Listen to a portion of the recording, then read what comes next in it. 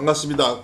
코로나19로 바뀐 세상 가지고 몇 번의 방송을 하겠습니다. 오늘은 첫 번째로 명지대 명예교수님 조동근 교수님을 모시고 이야기하겠습니다.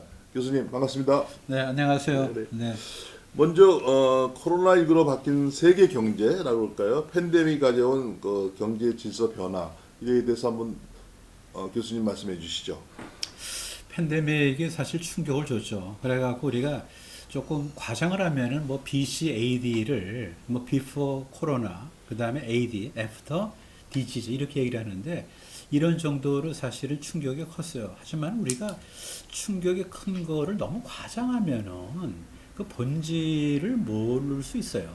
지금 우리가 뭐 패스트 그런 흑사병이 유행하는 그런 중세는 아니잖아요. 그렇죠.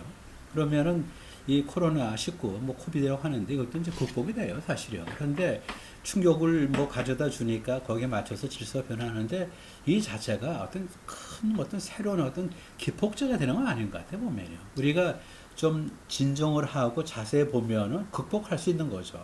하지만 또 한편 보면은 좀 우리가 이제 그 세상을 갖다 이제 볼 때 기회라는 게 뭡니까? 뭐 위기 뒤에 찾아오는 거 아니에요. 그래서 이제 이 코로나, 코비드 때문에 보면은 조금 더 온라인으로 많이 옮겨가잖아요. 그렇죠. 이런 거는 참 좋은 변화라고 생각을 합니다.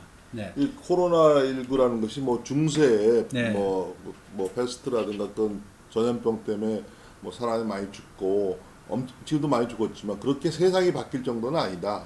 경제적인 측면에서 보면 그런 뜻이시나요? 네, 그렇죠, 그렇죠. 네, 네. 네, 그래서 우리가 이제 이거를 좀 과장을 하면 말이죠. 이거 얼마 전에 뭐 그 여러분이 롤링스라고 기억을 하실 거예요. 뭐 베스트셀러 됐는데 그때 그 기억하십니까? 책 제목이 뭐였었죠 그때? 보면은 그 factfulness예요. factfulness. 그러니까 사실에 충실하자 그런 얘기죠. 네. 자칫하면은 그거 과장을 하게 돼 있어요.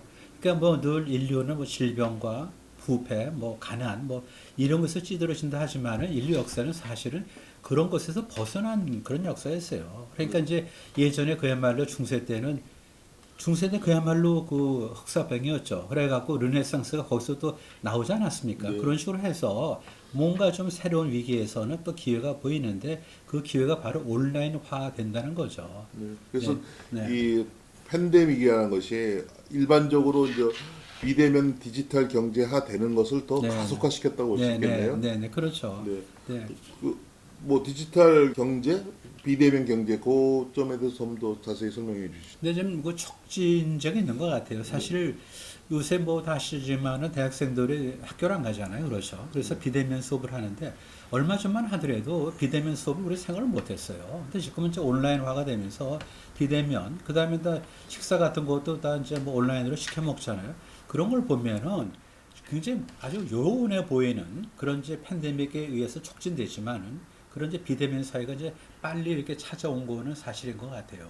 또 그러고 우리하고는 관계없는데 인도 같은 경우 보면은 거긴 사실은 뭐 그렇게 IT 그런 기술이 없었잖아요. 근데 물론 이제 인도는 머리 좋은 사람이 있어요. 하지만 이제 일반 기조에 있는 사람들은 IT 기술을 별로 이용 못 했는데 봉쇄가 되다 보니까 시장 같은 못 가다 보니까 그만큼 이제 신용카드가 많이 보급되고 그리고 그 나라들은 은행 계좌를 별로 안 갖고 있었다고 그러더라고요. 그런 것이 이제 불과 이제 몇 개월 사이에 이제 은행 계좌를 갖고 온라인을 갖다 송금하고 캐시리스 소사이어티로 가는 데는 이 팬데믹이 많이 큰 기여를 했다라고 평가를 할 수 있는 거죠. 일본은 어떤가요? 일본도 마찬가지 상당히 같아요. 그 통장을 덜 사용하는 그런 국가인데 뭐 거기도 마찬가지로 네, 그렇죠. 그러니까 온라인화된 거죠. 네네. 예전에 뭐 우리가 이제 뭐 지갑이 두둑했잖아요. 늘 현금이 있었는데 이제 지금 현금 뭐 없고 그때 신용카드를 갖고 있는데 지금 이제 신용카드도 사실은 이제 단말기가 이제 붙어 있으니까 신용카드를 꼽는 것도 있지만 이제 단말기를 대면서 이제 페이 뭐 이제 애플페이 이렇게 하는데 그런 쪽에 이제 페이 그걸 통해서 캐시리스 사회로 가고 있는 거죠. 애플페이가 뭡니까? 그러니까 뭐 애플의 어떤 보조죠. 디지털 페이 중에 한 것. 그러니까 우리도 보면은 네. 뭐 그 삼성페이가 있잖아요. 네, 삼성페이. 네, 그러니까 네. 단말기에 이제 그걸 갖다 부가 서비스를 붙여가지고 네. 예, 바로 이제 태그를 하면은 우리 버스를 탈 때 보면 태그를 하고 버스를 타잖아요. 네, 네. 뭐 그런 거죠. 뭐 네. 물건 살 때 우리가 태그하고 물건 사는 거. 버스 탈 때 뭐 다시지만은 태그하고 버스 타는 거죠. 똑같이 보면은 이제 현금을 갖고 다닐 필요가 없는 거고 그러다 보니까 뭐 없어지는 직업이 하나 있어? 교수요? 아니야. 소매치기. 소매치기. 네, 소매치기. 그다음에 네. 뭐 현금털이. 네, 뭐 이제 네. 그런 직업이 없어집니다. 그건 이제 좋은 현상이죠. 그리고 안표상이 왜 없어졌죠? 우리 뭐 단속해서 그런 게 아니에요. 네. 우리 안표를 사주고 팔고 하지 말자라고 도덕 재무장운도 안 해요. 전혀 관계없어요 지금요. 네. 이행을 하다 보니까 안표를 살 필요가 없잖아요. 그러니까 어떻게 보면 세상이 변할 때 보면 이런 이제 기술 이것이 도덕성을 갖다 증진시키는데 충분히 좋은 촉매가 될 수 있는 거죠. 네. 오늘 토론을 좀 마무리하고 할 때 다시 이제 결론이라고 네, 네. 우리 대응을 얘기할 테지만 뭐 우선 요약해서 우리가 어떻게 하면 어떻게 해야 됩니까? 이 팬데믹에 의해서 변하는 세계 경제라고 할까요? 그런 거죠. 일단 한국으로 이제 좁혀 보면은요. 네. 뭐 어떻게 보면은 이제 사실은 이제 우리 한번 잘 생각해 보세요. 만약에 이렇게 좀 온라인이 없다면요. 모든 사람들이 다 실제로 물리적 공간에서 일을 해야 되잖아요. 그렇다면 어떻게 되겠습니까? 아마 부동산 가격이 2배, 3배, 4배 뛰었을 거예요. 지금은 위치가 중요하지 않잖아요. 맘만 있으면 다 차족이 돼 있어요.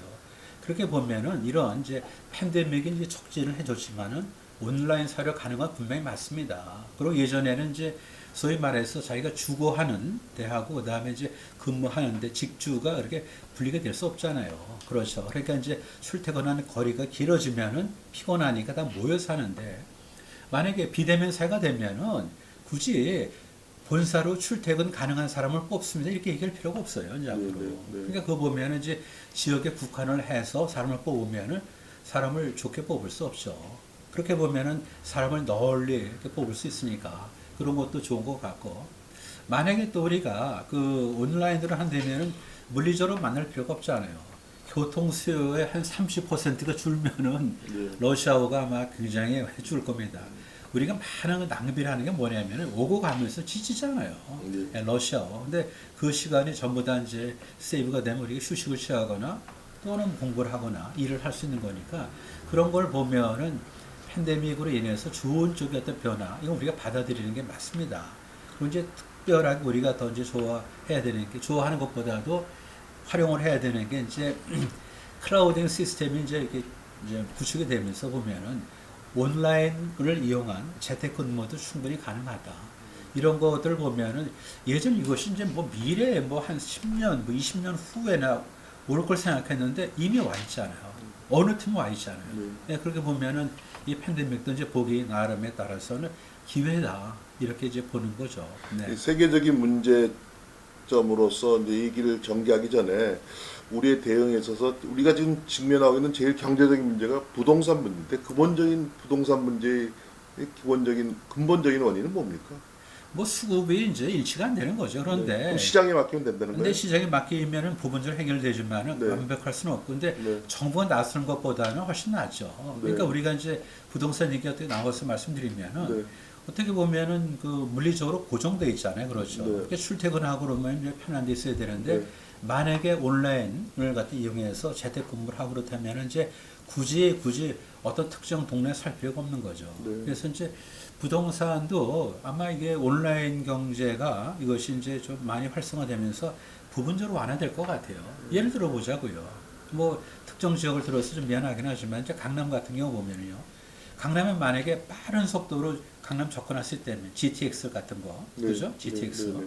그러니까 이제 KTX 안에 그러면은 네. 평택에서 서울 오는데 몇 분 걸리죠? SRT를 보시면은요. 네. 평택에서 한 30분? 30분, 아니 그래요. 네. 그러면은 평택에서 30분 걸려서 오는데 강남에서 어떻게 글쎄 뭐 여의도 가는데 한 40분 넘어 걸리잖아요. 그렇죠. 그렇게 보면은 차라리 뭐 강남에 살아라 말을 하지 말고 강남에 쉽게 접근할 수 있는 교통망을 만들어 주는 것이 투기를 그만큼 자제시키는 이제 하나의 중요한 이제 변수가 되는 거죠. 근데 그렇게 네. 얘기하시면 이제 평택에 네네. GTS로 온다. 근데 평택에는 종합병원이라든가 네네. 큰 쇼핑센터라든가 네네. 그런 게 없기 때문에 안 갈 수도 있잖아요. 그 대신 이제 그분들이 이제 뭐 서울에 오는데 네. 우리가 이제 이거를 조심해야 돼요. 서울에 집중? 네. 그럼 서울에 집중하면 어떡할까요? 그러면 다 골고루 흩어져서 할까요? 그게 대안이 아니에요. 네. 우리 쾌적한 게 뭐냐면은 사람들이 모여 살다 보니까 모이지 않는데 쾌적한 거죠. 그렇지 않아요, 보면요. 그러니까 서울에 쉽게 접근하고 그다음에 이제 서울에 뭐예요? 오피스뿐만 아니라 이제 여러 가지 쇼핑센터라든지 병원 그렇다면은 지방에 뭐 이제 고사된다. 그렇지만은 그쪽에 보면 거기는 우리가 주거라고 펴는 어떤 그런 타임, 그러니까 뭐죠? 다른 이점이 있다. 예, 타운 베드, 그러니까 네, 베드 네. 타운이 되니까 베드 타운, 네. 예, 그 자체로서 그렇게 뭐 그건 아닌 것 같아요. 네. 네.